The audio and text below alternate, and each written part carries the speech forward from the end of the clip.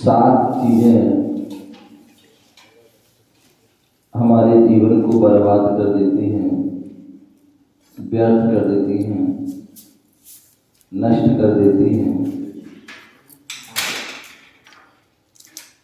सबसे पहली, बिना मेहनत के धन। जहां बिना मेहनत का हमें धन मिल जाए, दौलत मिल जाए, संपत्ति मिल जाए, तो व्यक्ति अनेक प्रकार की पाप क्रियाओं में मस्त हो जाता है और सारा जीवन उसी में ही है नष्ट कर देता है। जो व्यक्ति मेहनत करके धन कमाता है वो उसकी कीमत समझता है,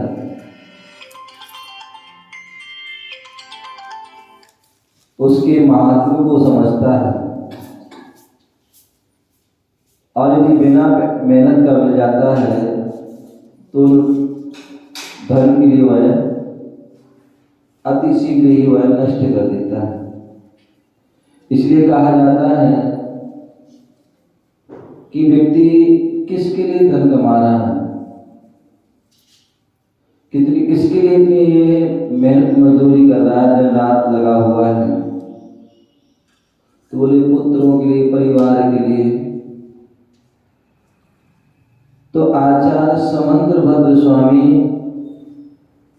रत्नकर्ण श्रावकाचार्य ग्रंथ में लिखते हैं, यदि पाप निरोधोन्ने संपदा किम प्रयोजनम अथ पापासुस्तन्या संपदा किम प्रयोजनम। बोले यदि पाप का निरोध कर दिया है, यदि हमने पाप का निरोध कर दिया है तो संपदा अपने आप आएगी। यदि पाप का निरोध कर दिया है तो संपदा अपने आप आएगी। और अत प्रापस्तुन्ना संपदा किम प्रयोजनम। और यदि पाप का आश्रय चल रहा है तो आप कितना भी कमा के रख देना, सब नष्ट हो जाए। इसी के लिए दूसरे उसमें भी कहा गया है, पूत सपूत तो का धन संचय और पूत कपूत तो का धन संचय। यदि आपका पुत्र यदि सपूत है तो उसके लिए धन कमाने की आवश्यकता नहीं है, वो अपने आप कमा लेगा, अपने आप सब अपना वैभव प्राप्त कर लेगा। और यदि पूत कपूत है तो आप कितना भी जो है कमा के चले जाना, बोले 7 पीढ़ी का 8 पीढ़ी का, और वो एक पीढ़ी में भी नहीं चला पाएगा, क्षण भर में नष्ट कर देगा। तो इसलिए बिना मेहनत के धन जो है हमारे जीवन को बर्बाद कर देता है। बिना विवेक के सुख। यदि हम सुख का हम आनंद लेना चाहते हैं तो विवेक पूर्वक लेंगे तो वो हमारे जीवन को जो है श्रेष्ठ बना देगा।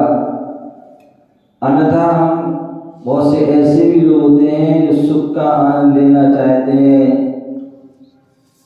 पाप क्रिया करके। अब विवेक पूर्वक हमें क्या करना चाहिए, हमें क्या नहीं करना चाहिए, हमें इस प्रकार का विवेक नहीं है। हमें क्या खाना चाहिए, क्या नहीं पीना चाहिए, विवेक नहीं है। कैसे हमें उठना है, कैसे हमें बैठना है, कैसे चलना है, कैसे हमें सोना है, कैसे क्या करना है, उन्हें इस बात का विवेक नहीं है। और सुख का अनुभव लेना चाहते हैं तो उन्हें सुख का अनुभव नहीं मिलता है, अपितु उन्हें दुख का अनुभव प्राप्त होता है। कोई व्यक्ति गलत कार्य करके सुख प्राप्त करना चाहता है तो उससे सुख प्राप्त नहीं होता है, अपितु दुख। इतिहास उठा के देखिए, चाहे वो रावण का हो, चाहे वो दुर्योधन का हो, चाहे वो कंस का, कोई भी है जिन्होंने अविवेकपूर्वक में सुख को पाने के लिए प्रयास किया तो उनका जीवन बर्बाद हो गया। तीसरा जो है, बिना सिद्धांतों के राजनीति। हम कोई भी किसी प्रकार के राजनीति आदि क्रियाओं में, या यहाँ तक कि हम अपने गृहस्थ जीवन में भी रहते हैं या धर्म में होते हैं, हर जगह हमें हमारे कुछ ना कुछ सिद्धांत जरूर होना चाहिए। यदि हमारे कुछ सिद्धांत नहीं है, हमारे कुछ नियम नहीं है, हमारी पद्धति नहीं है, तो उससे भी हमारा जीवन श्रेष्ठ नहीं है, बर्बाद हो जाता है, समाप्त हो।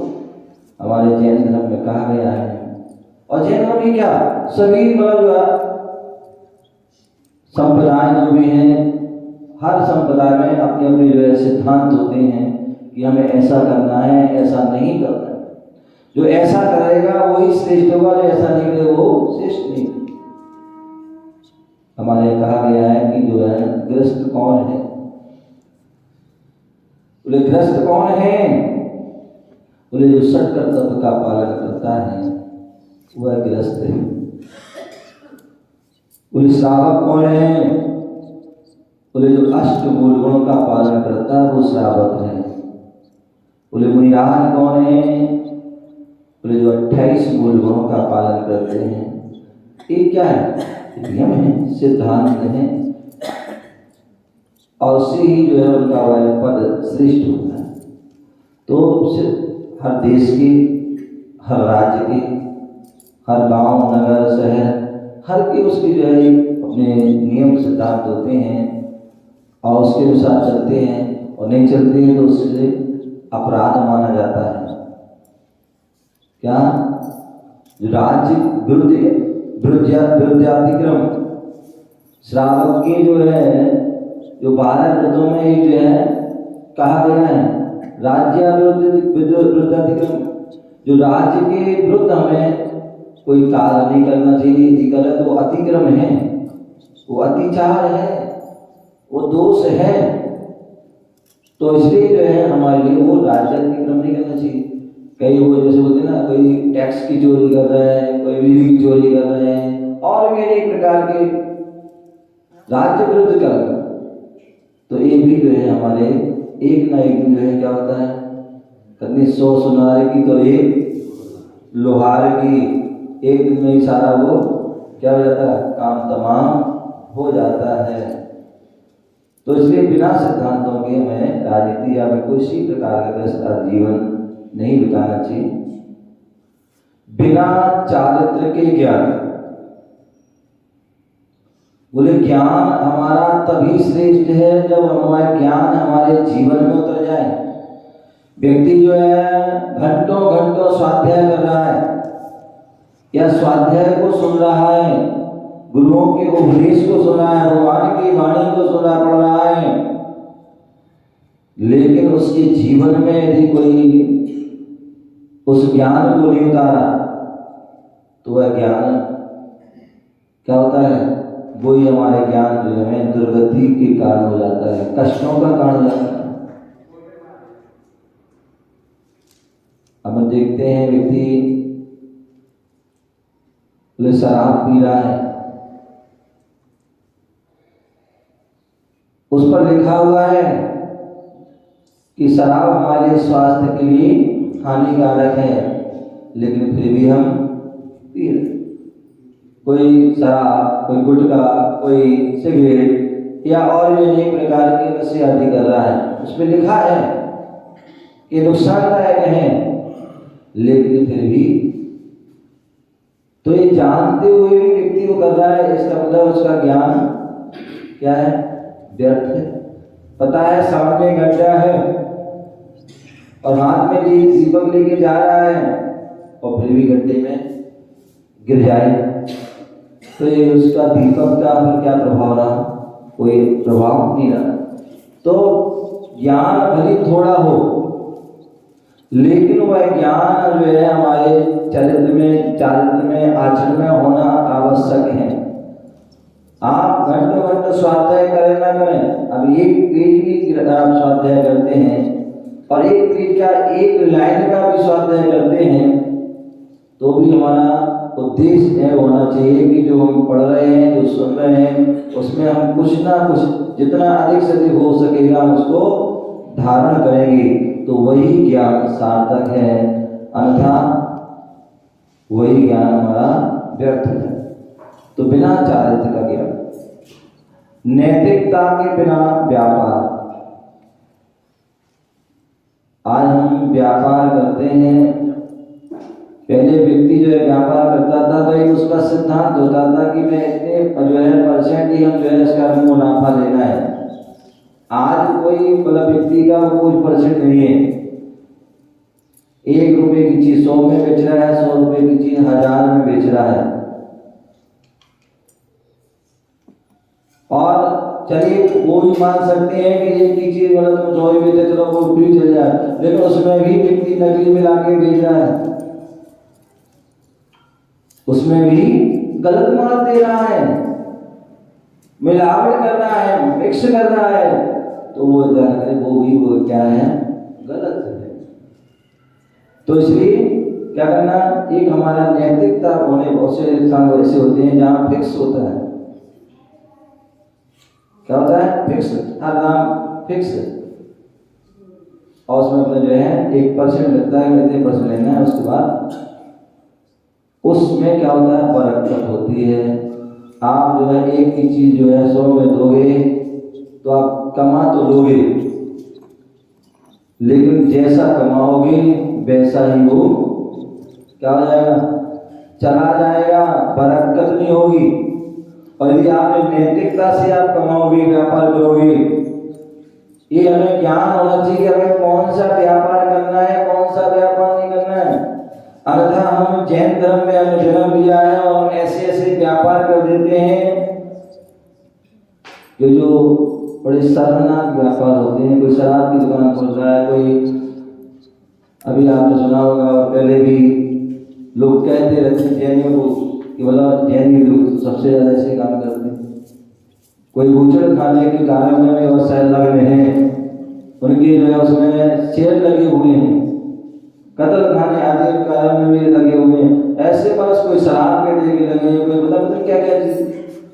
तो ये सब क्या है, ये नैतिक व्यापार नहीं है। जैनियों के जो नैतिक व्यापार रहे हैं, एक कपड़े का व्यापार है, कि शराबे का आदि के जो हीरे व्यापार आदि के व्यापार, आदि रत्नों के व्यापारी रहे, ऐसे जो अच्छे जिनमें जहाँ पर अनेक किसी प्रकार का जो ज्यादा दोष मिलता है या किसी प्रकार की ज्यादा हिंसा नहीं होती है, तो वह अन्यथा मालूम पड़ा किसी गली का व्यापार कर लिया और वर्षों तक जो है गोदाम में माल रखा हुआ है, सड़ रहा है, कितने जीव उत्पन्न हो रहे हैं और उसमें कितने जीवों की प्रार्थना हो रही है। तो इसलिए वह व्यापार जो हो वह नैतिकता पूर्ण हो, बिना नैतिकता, बिना मानवता के विज्ञान। बोले विशेष ज्ञान वही है जहां पर मानवता हो। यदि मानवता नहीं है तो वह ज्ञान क्या है, अज्ञान है। जहां पर जो है किसी के प्रति दया, करुणा, प्रेम, वात्सल्य की भावना हो, किसी पर हम अत्याचार, दुराचार, अनाचार आदि हम क्रिया करते हैं, तो वह ज्ञान भी नहीं है। हम मानव हैं तो हमारे अंदर मानवता होना चाहिए, दानवता नहीं होना चाहिए। यदि दानवता आ गया तो वह फिर मानव जीवन नहीं रहेगा, वह फिर श्रेष्ठ नहीं हो सकता है। और अंत में बोले बिना त्याग के पूजा, बिना त्याग की पूजा भी हमारे क्या होती है, वह श्रेष्ठ नहीं होती है, वह भी हमारे जीवन को खराब कर देती है। बोले त्याग जरूर होना चाहिए, क्योंकि त्याग ही व्यक्ति को महान बनाता है, त्याग ही व्यक्ति को श्रेष्ठ बनाता है। आए हम और खाली हाथ और हमने पूजा पाठ आदि करके चले गए, वो नहीं होना चाहिए। बोले कुछ ना कुछ त्याग, बोले अपने घर से द्रव्य आदि लाए, क्या लाए? द्रव्य लेके आए और वह द्रव्य जो है अपनी उसको चढ़ाए, तो वो हमारी वास्तविक पूजा हुई, क्योंकि उस द्रव्य का त्याग हुआ। यहाँ जब हम पूजा करते हैं उस दिन कुछ ना कुछ अपने शक्ति के अनुसार त्याग करें। तो आज हमारी इस वस्तु का त्याग, जैसे अपना आप लोग पूजा करते हैं, मतलब जो पंचकर्म होते हैं, विधान होते हैं, विशेष अनुष्ठान होते हैं, उसमें त्याग किया जाता है कि भाई जब तक हम विधान करेंगे, पूजा करेंगे विशेष, उनमें फलाने अष्टमूल का त्याग है, जो भी बोला उसका पालन करेंगे। तो उसी प्रकार प्रतिदिन भी यदि हम पूजा करते हैं तो कुछ ना कुछ भाई आज हमारी इस वस्तु का त्याग, तो त्याग करते हैं तो तभी वह पूजा हमारी सार्थक है, वही पूजा हमारे जीवन को श्रेष्ठ बना देती है। तो हमें इन बातों का ध्यान रखना है और इनसे बचना है। बिना मेहनत के धन, दूसरे बिना विवेक की सुख, बिना सिद्धांतों की राजनीति और बिना चारित्र के ज्ञान, बिना नैतिकता के व्यापार और बिना मानवता के विज्ञान और बिना त्याग की पूजा करते हैं, तो इससे हमारे जीवन में हानि ही प्राप्त होती है। हमारे जीवन में जो है बर्बाद होता है, खराब होता है, नष्ट होता है। तो हम इन बातों का ध्यान करें और अपने जीवन को श्रेष्ठ बनाएं। ओम नमः।